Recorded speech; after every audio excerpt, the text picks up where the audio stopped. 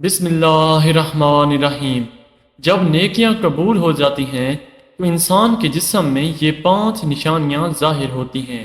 Number 1، جب انسان کی نیکی قبول ہو جاتی ہے تو اس کی وجہ سے اس کے چہرے پر عجیب سی رونق آ جاتی ہے، یعنی وہ انسان دنیا کے سامنے اپنی خوشی کا اظہار اپنی مسکراہٹ اور بشاشت کے ساتھ کرتا ہے۔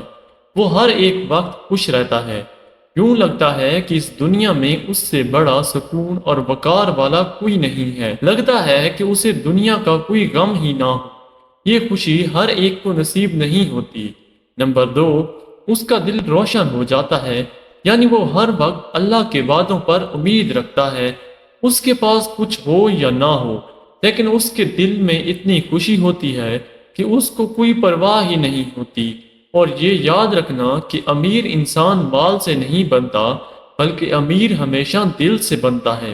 حضرت علی رضی اللہ تعالیٰ عنہ فرماتے ہیں، دولت مٹی کی طرح ہے اور مٹی کو پیر کے نیچے رکھنا چاہیے۔ اگر سر پر چڑھاؤ گے تو وہ قبر بن جائے گا، اور قبر زندہ لوگوں کی نہیں ہوتی۔ نمبر 3، جب کسی کی نیکیاں قبول ہو جاتی ہیں تو اس کے جسم میں نیکی کی طاقت آ جاتی ہے اور شیطان اسے گمراہ نہیں کر سکتا۔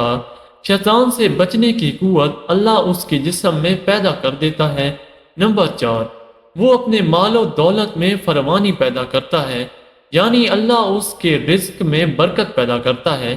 وہ چاہے لوگوں پر کتنا بھی خرچ کرے، ضرورت مندوں کو کتنا بھی بانٹے، اس کی دولت میں کمی نہیں آتی۔ حضرت علی رضی اللہ تعالیٰ عنہ فرماتے ہیں، نصیب کا رزق انسان کو ایسے تلاش کرتا ہے جیسے مرنے والے کو اس کی موت۔ نمبر 5، لوگوں کے دلوں میں اللہ اس کی محبت پیدا کر دیتا ہے، یعنی جب اللہ اپنے بندے سے خوش ہوتا ہے تو اس وقت اس کی محبت لوگوں کے دلوں میں پیدا کر دیتا ہے۔ ناظرین، اب ہم آپ کو بتاتے ہیں کہ عورت کی ذمہ داری کیا ہے۔ حضرت علی رضی اللہ تعالیٰ عنہ نے فرمایا، عورت کی سب سے بڑی ذمہ داری کیا ہے؟ حضرت علی رضی اللہ تعالیٰ عنہ کی خدمت میں ایک شخص آیا اور دست ادب کو جوڑ کر عرض کرنے لگا، یا علی رضی اللہ تعالیٰ عنہ، میری بیوی میرے گھر کا کام صحیح نہیں کرتی، نہ میرے کپڑوں کی دیکھ بھال کرتی ہے، نہ گھر کی صفائی ٹھیک طرح سے کرتی ہے، تو کیا میرا ڈانٹنا، غصہ کرنا صحیح ہے؟ بس یہ کہنا تھا۔ حضرت علی رضی اللہ تعالیٰ عنہ نے فرمایا، اے شخص، کس نے کہا کہ تمہاری بیوی پر تمہارے گھر کے کام واجب ہیں؟ یاد رکھنا، اسلام نے عورت کی عزت کو جتنا بلند کیا ہے اتنا کسی مذہب نے نہیں کیا۔ میں نے اللہ کے رسول صلی اللہ علیہ وآلہ وسلم سے سنا کہ عورت کی سب سے بڑی ذمہ داری یہ ہے کہ وہ اولاد کی اچھی پرورش کرے اور وہ اپنی اولاد کا خیال رکھے، لیکن اگر اولاد کی پرورش کرنے کی اجرت شوہر سے مانگنا چاہے تو وہ بھی مانگ سکتی ہے، اور تم گھر کے کام کی بات کرتے ہو۔ اگر عورت خوشی سے گھر کا کام کرتی ہے، گھر کو سنبھالتی ہے، تو یہ اس کی عظمت ہے، یہ اس کا بڑا پن ہے۔ اس کا شکریہ ادا کیا کرو، اس کا احترام کیا کرو۔ میں نے اللہ کے رسول صلی اللہ علیہ وآلہ وسلم سے سنا کہ جس وقت عورت اپنے گھر کا کام کرتی ہے، اس وقت اللہ اپنے فرشتوں کو زمین پر بھیجتے ہیں اور کہتے ہیں کہ جب تک یہ عورت گھر کا کام کرتی رہے، اس کے لیے عبادت لکھتے رہو، اور وہ پورا وقت جو عورت کے گھر کے کام میں لگی رہتی ہے وہ اس کی عبادت میں شامل ہو جاتا ہے۔ یہ عورت کی عظمت ہے کہ وہ تمہارے گھر کو جنت بناتی ہے، تمہارے بچوں کو عظیم انسان بناتی ہے۔ لیکن اگر کوئی عورت پر ظلم کرے، گھر کے کام کی وجہ سے اسے ٹوکتا رہے، اس پر ظلم کرتا رہے، تو روز محشر میں اللہ اس انسان کو گدھے کی شکل میں اٹھائے گا، اور دوزخ کا ایک دروازہ ان لوگوں کے لیے کھولا جائے گا، اور یہ کہا جائے گا کہ یہ وہ انسان ہیں جنہوں نے اپنی ہی عورتوں پر ظلم کیا، ان کو حقیر سمجھا اور ان کو غلام سمجھا۔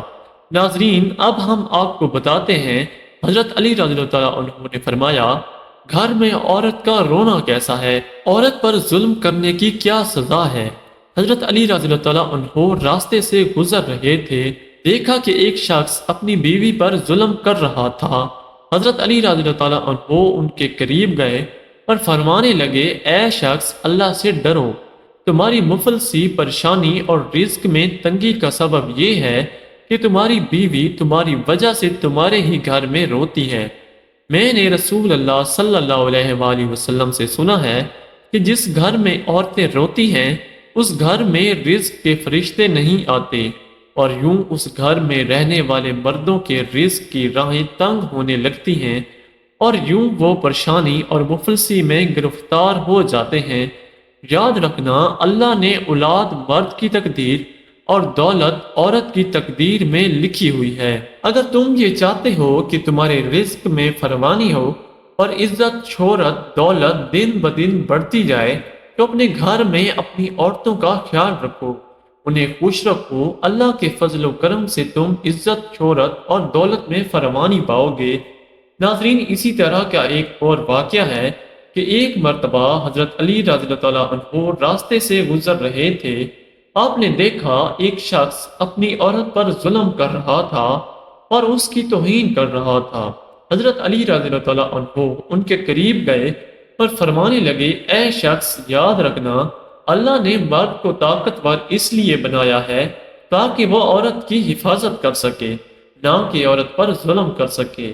میں نے نبی کریم صلی اللہ علیہ وآلہ وسلم سے سنا ہے کہ جو مرد اپنی عورت پر ظلم کرتا ہے تو اللہ اس پر لعنت بھیجتے ہیں۔ تو اس نے کہا، یا علی رضی اللہ تعالیٰ عنہ، یہ میرے نکاح میں ہے، میں اس سے جو بات کہتا ہوں یہ میری بات نہیں مانتی۔ تو حضرت علی رضی اللہ تعالیٰ عنہ نے فرمایا کہ نکاح کا مطلب یہ نہیں کہ تم نے اپنے لیے غلام خریدا ہے، بلکہ نکاح کا مطلب یہ ہے کہ تم نے اپنی نسل کو بڑھانے کے لیے اس عورت سے مدد طلب کی ہے، تمہاری اولاد کی اچھی تربیت کے لیے اس عورت کو چنا ہے۔ اے شخص، جس سے مدد لی جائے اس کو غلام نہیں سمجھتے، اور جو تمہاری اولاد کو پروان چڑھائے اسے حقیر نہیں سمجھتے۔ تمہیں تو اس کا شکر گزار ہونا چاہیے۔ اللہ تعالیٰ سے دعا ہے کہ اللہ ہمیں دین حق پر چلنے کی توفیق عطا فرمائے، ہماری اولاد کو ہمارے لیے رحمت بنائے، اور ہمیں دین کی مکمل سمجھ نصیب فرمائے۔ آمین یا رب العالمین۔